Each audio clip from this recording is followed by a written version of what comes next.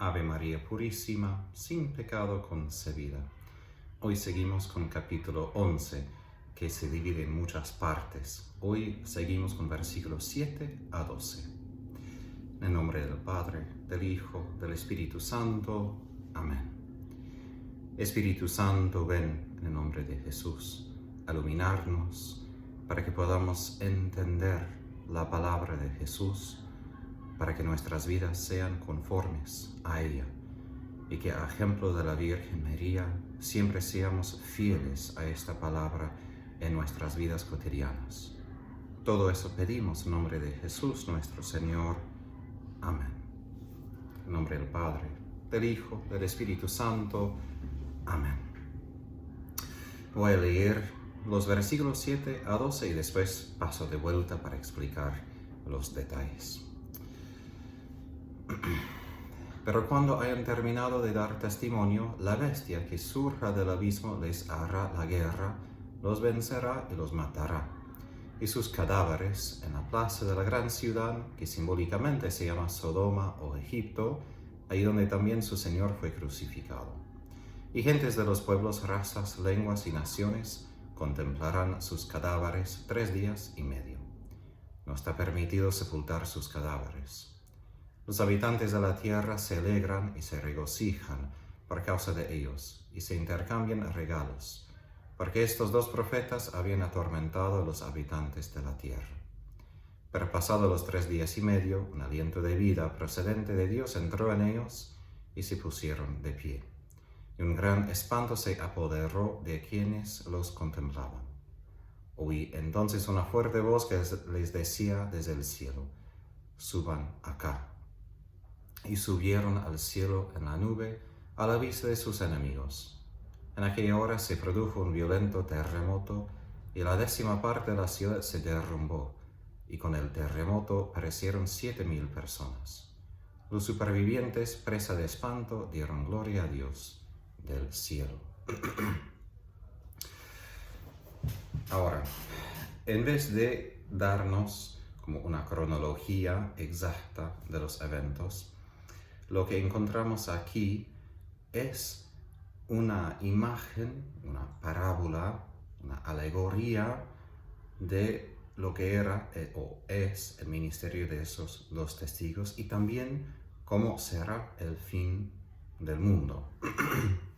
Es importante para entender lo que acabo de leer, otras narrativas simbólicas de la Biblia. Por ejemplo, la interpretación de José de los sueños del faraón en Génesis 20:41 sobre la hambruna que Dios iba a enviar a Egipto, simbolizado por espigas de trigo y vacas.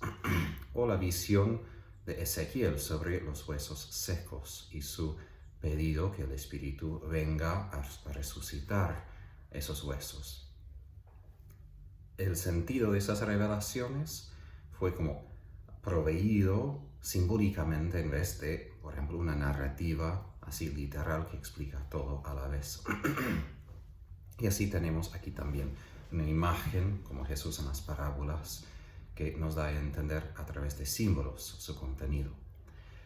Ahora, cuando los 2 testigos cumplen su misión, es decir, que llega su hora, como Jesús llegó a su hora, es decir, hubo otros intentos contra su vida, pero seguía predicando la palabra hasta el momento que Dios permitió que se muera, que se cae su voz. Aquí también, cuando los testigos hayan cumplido toda su misión, entonces su hora llega. Y Dios permite que estén en silencio, que pierdan en algún sentido su voz.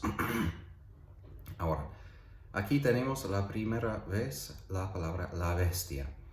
Ahora que tiene lo que decimos el artículo la bestia, indica que probablemente Juan espera que nosotros ya entendamos a qué refiere esta bestia.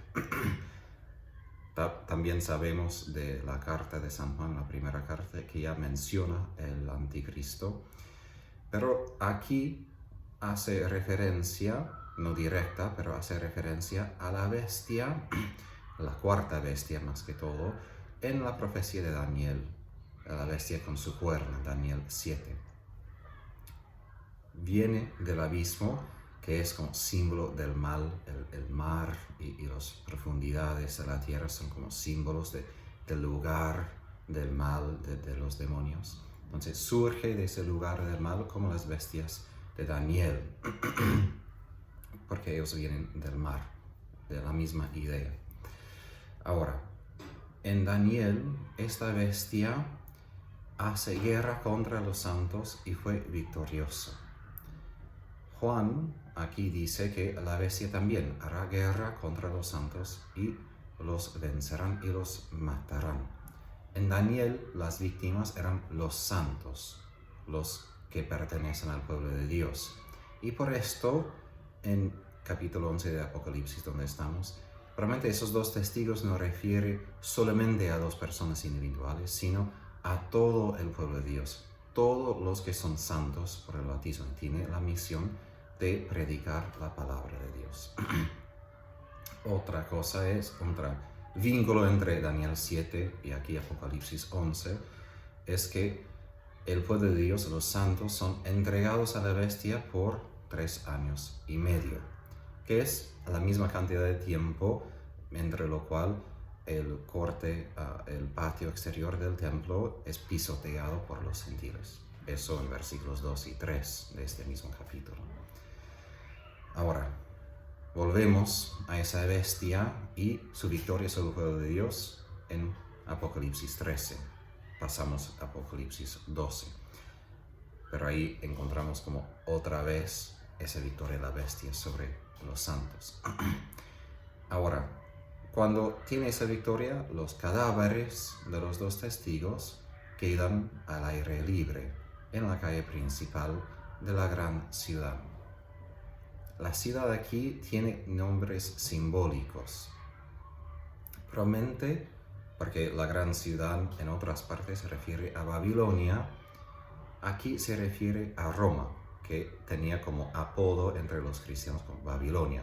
Tenemos una carta de San Pedro que escribió desde Babilonia, no la ciudad de Babilonia, sino de Roma. Ahora, tiene otros nombres. Sodoma, una ciudad famosa por su maldad, su malicia, que fue completamente destruida por Dios. Egipto, el lugar famoso por las plagas, los juicios de Dios a causa de su pecado, su corazón endurecido. Ahora, la ciudad tiene otro detalle, otra característica, es donde el Señor fue crucificado.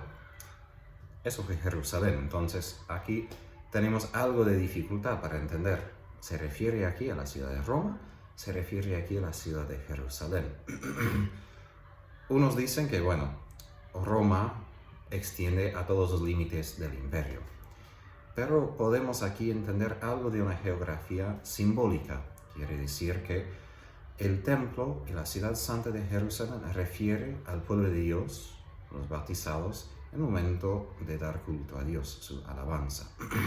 Y el corte exterior del templo, el patio exterior, pisoteado por los gentiles, es todo el mundo que se opone a Dios, que es simbolizado por Sodoma, Egipto, Babilonia, Roma y Jerusalén, que se oponía a Jesús y por eso lo crucificó. Ahora, esa interpretación de una geografía simbólica juega bien porque en versículo 9, todo el mundo, pueblo, tribu, lengua, nación, mira a los cadáveres de los dos testigos. Entonces aquí tenemos como todo el conjunto del mundo opuesto a Dios que mira a esos dos cadáveres. Pero esto dura solo 3 días y medio, es decir, mucho menos que los 3 años y medio.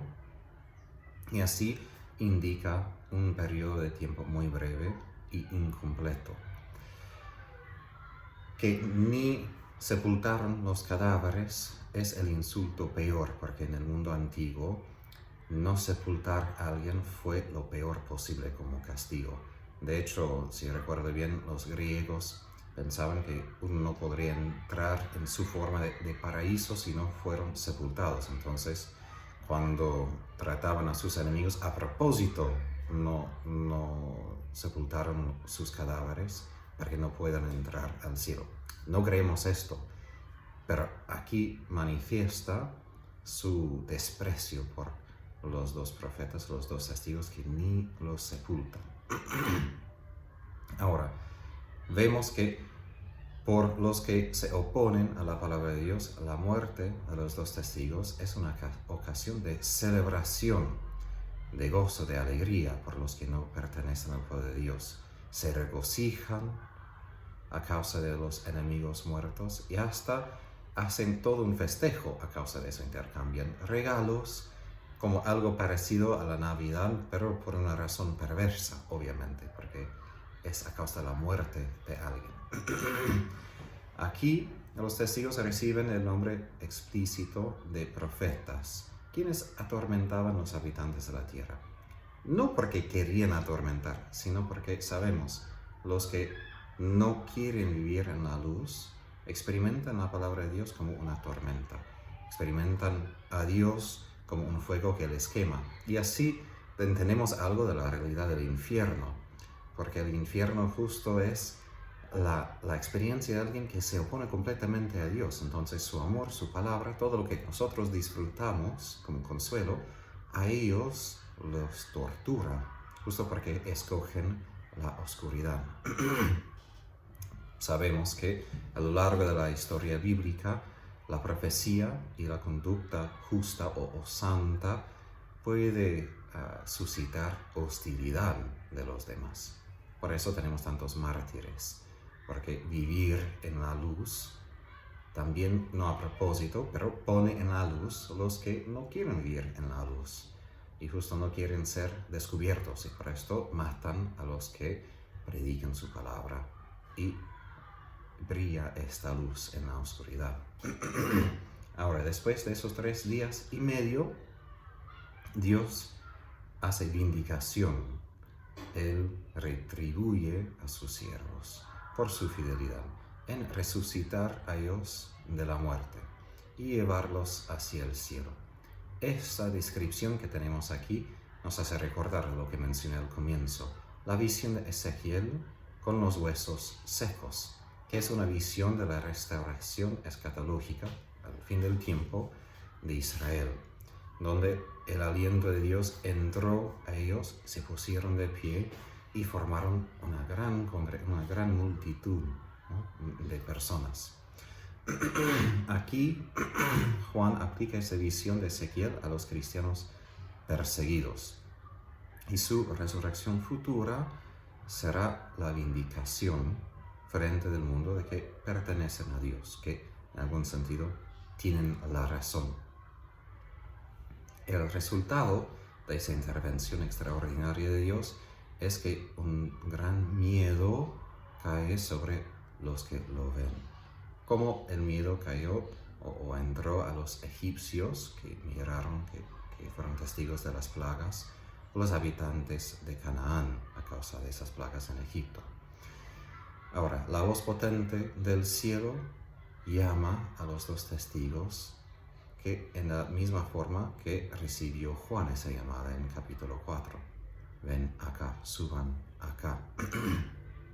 Ellos ascienden al cielo en una nube, que fue la misma manera que Jesús mismo subió al cielo. Pero también esta asunción al cielo recuerda no solamente a la ascensión de Jesús, sino también de Enoch en Génesis 5, Elías en el segundo libro de los Reyes, Moisés, según una tradición judía, y de María, según nuestra propia tradición católica.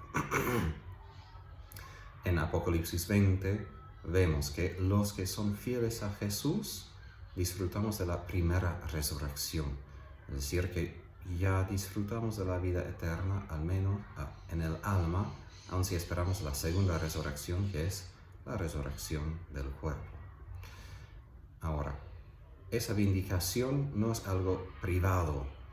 Aquí vemos que parte del mensaje bíblico es que Dios no solamente vindica a los suyos privadamente, sino que lo hace públicamente, porque la justicia debe ser manifiesta a todos, ¿no?, a unos que rechazan a Dios. toda esta parábola, digamos, esa imagen, esa alegoría, indica que el testimonio de la iglesia frente al mundo será ungido de manera potente. Y justamente por esto va a provocar oposición feroz por parte de los que no quieren escuchar esta palabra, no quieren escuchar el Evangelio. Pero la iglesia será protegida por Dios hasta que Dios decida que ya se cumplió su tiempo, ya se cumplió su misión. ¿Qué quiere decir esto? Que Dios va a permitir que la bestia, sus seguidores, aparentemente van a poder derrotar a la iglesia, poner a ellos y sus profetas en silencio y producir muchos mártires. Ahora, esto es una referencia, sí, a la prueba final, la persecución de la iglesia antes de la segunda venida de Jesús, pero también sabemos que a lo largo de la historia de la iglesia esto ya ha pasado. Justamente en Roma hubo varias persecuciones. Pero Dios va a vindicar a los suyos y eso nos da confianza, seguir dando todo hasta perder la vida porque Él nos protege. Pero antes de terminar, una reflexión sobre esto es de no ser escandalizado cuando parece que Dios permite que la bestia derrote a la iglesia. Tenemos la promesa de Jesús a San Pedro de que el infierno no vencerá a su iglesia, pero aquí también vemos que la realidad del mal todavía tiene poder, no para vencer por completo, pero por un tiempo, es decir, de apariencia, de algún modo, como parecía que el mal venció a Jesús mismo, que lo derrotó en la muerte, pero 3 días después también Él resucitó. Entonces es importante recordar que ya esto fue predicho, ya tenemos eso en profecía, por eso no necesitamos, no debemos ser escandalizados o caer en miedo cuando parece que el mal gana. Aún esto es parte de su plan, aún esto es parte de lo que Dios utiliza para cumplir su voluntad de salvar a todos. Entonces, nuestra parte es confiar. Su palabra es firme y como el mal vence o parece vencer, tenemos la seguridad que Él va a vencer al final.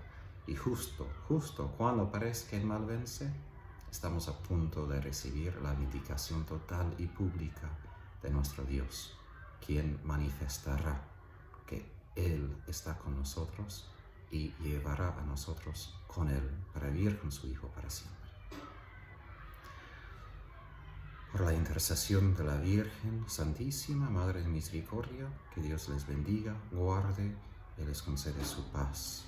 En el nombre del Padre, del Hijo, del Espíritu Santo. Amén.